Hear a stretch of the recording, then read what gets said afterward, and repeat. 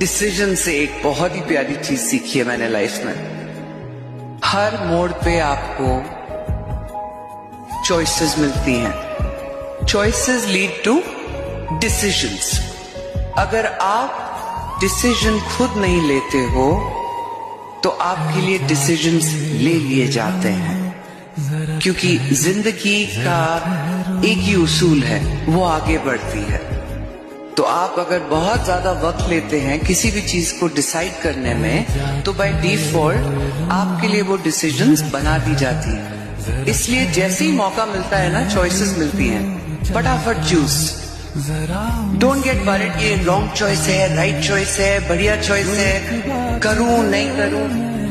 बढ़िया है, गलत है, जो भी है बाद में पता चलेगी। But you must move forward and make a choice, and with practice you will choose